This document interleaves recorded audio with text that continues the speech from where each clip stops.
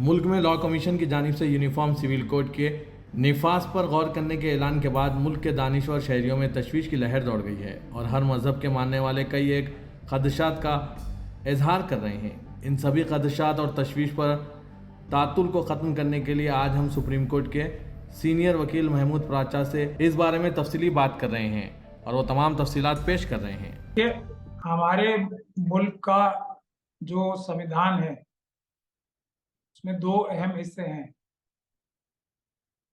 एक fundamental rights का और एक डायरेक्टिव प्रिंसिपल्स का।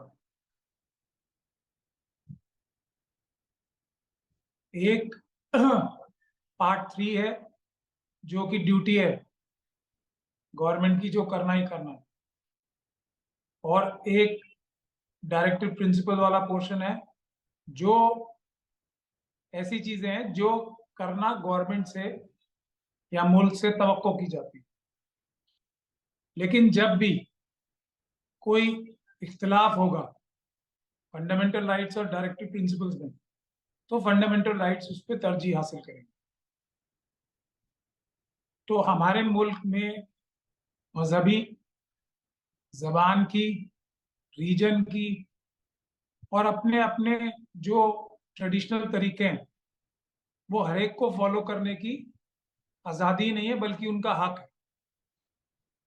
डायरेक्टिव प्रिंसिपल्स इसलिए होते हैं कि कोशिश की जाए कि जो पर्सनल मसाइल हैं किसी, जैसे शादी करना, प्रॉपर्टी जो घर की होती है उसको कैसे उसको बच्चों में बांटा जाएगा,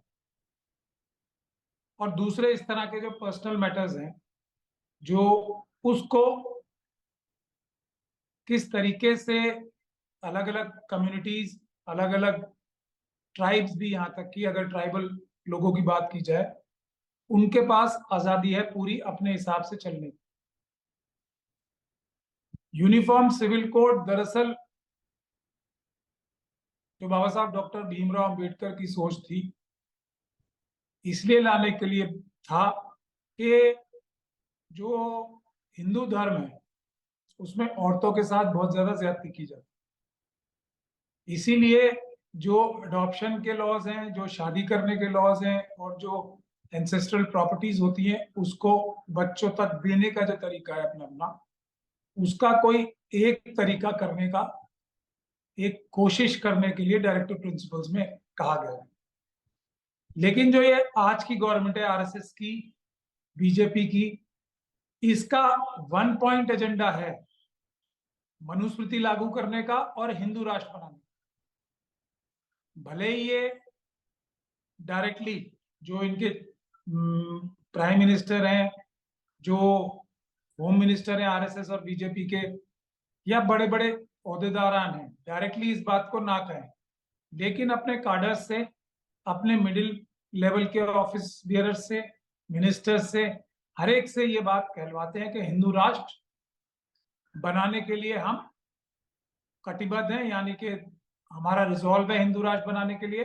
और हिंदू राष्ट्र बनाने का मतलब है मनुस्मृति का लागू होना और वो सबको सब्जेक्ट करना मनुस्मृति के। इसीलिए आपने देखा होगा कि हमारे यहाँ के भी कुछ बड़े दलाल मौलाना जो है वो मनु के बारे में, और कुछ हमारे इंटेलेक्चुअल्स भी जो है, जो एक तो आपके उधर हैदराबाद में ही बैठे हैं, नलसार यूनिवर्सिटी के वो वाइस चांसलर थे शायद, और एक हमारे रिटायर्ड सुप्रीम कोर्ट के जज, वो भी मनु की तारीफ करते करते थे, और इसीलिए उन्हें गवर्नर भी बनाया गया अभी कर्नाटक का, रिटायर्ड होते।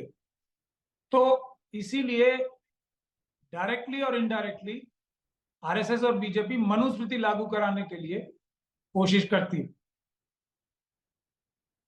उसी का ये एक हिस्सा है। तो इससे सबसे ज्यादा नुकसान मुसलमानों का नहीं होना, सबसे ज्यादा नुकसान इसमें होगा ट्राइबल कम्युनिटी। ट्राइबल कम्युनिटी पे अटैक करने के लिए आरएसएस और बीजेपी जो है वो बहुत दिनों से कोशिश कर रही है। उन्होंने ट्राइबल एरियाज में अपने शिशु मंदिर बनाए हैं बहुत ज्यादा, ताकि उनकी जो संस्कृति है पुरानी, उसको उसको हिंदू संस्कृति में बदल सके।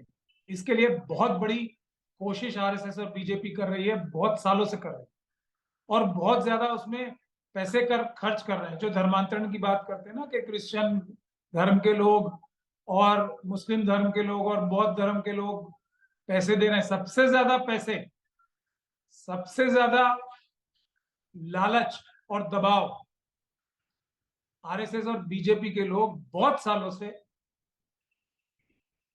कर रहे हैं, इस्तेमाल कर रहे हैं ट्राइबल्स पे और दूसरी कम्युनिटीज पे, कि वो अपना धर्मांतरण करके, जिसको ये सनातन धर्म कहते हैं, उसको अपना ले, यानी कि मनुस्मृति को अपना ले। ब्राह्मणों की सेवा करना ही हर एक का धर्म है, इसको अपना ले।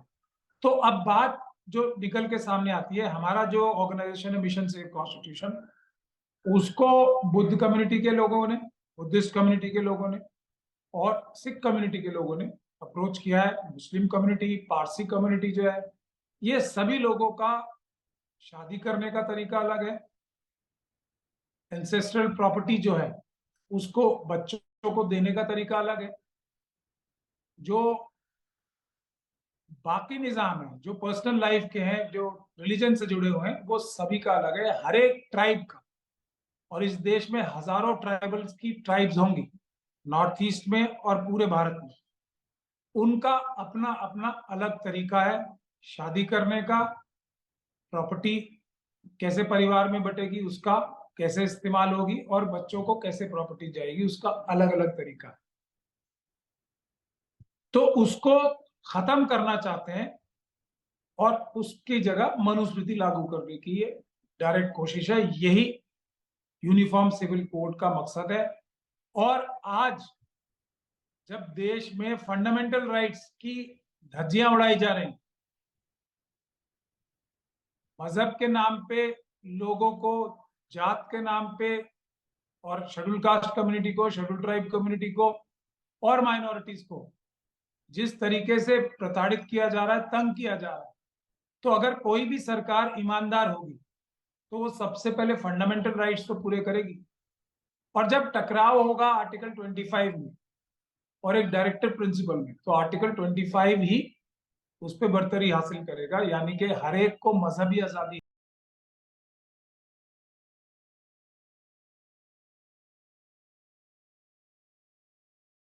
फंडामेंटल राइट भारत के संविधान ने दिया है। तो इसीलिए इस बात को अच्छी तरीके से सबको नजर में और दिमाग में रखना चाहिए।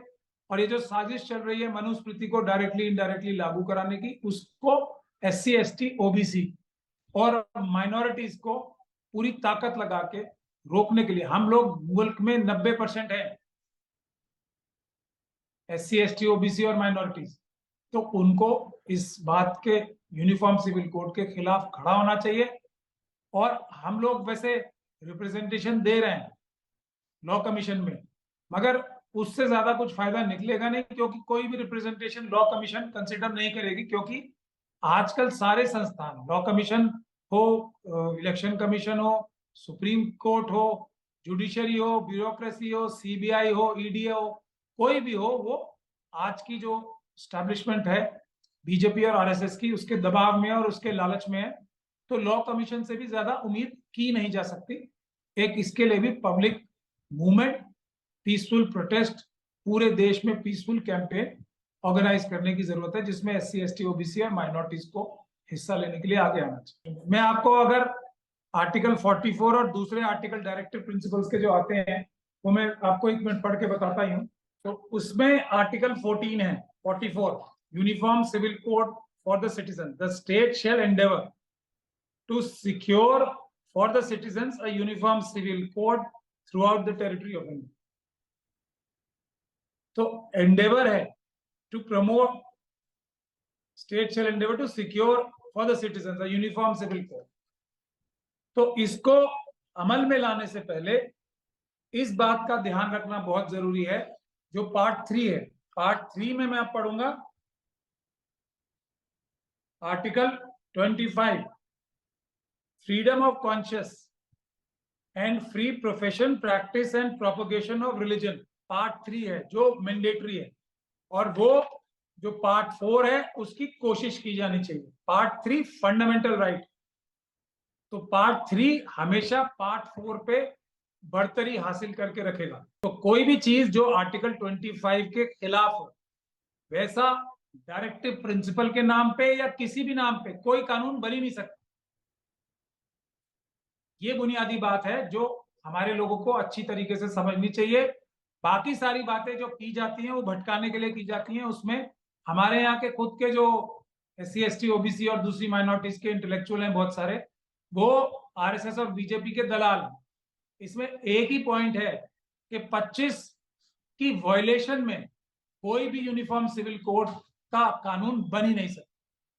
बुनियादी बात यह है, आर्टिकल 25 को ओवर रूल करके या उसको कमजोर करके।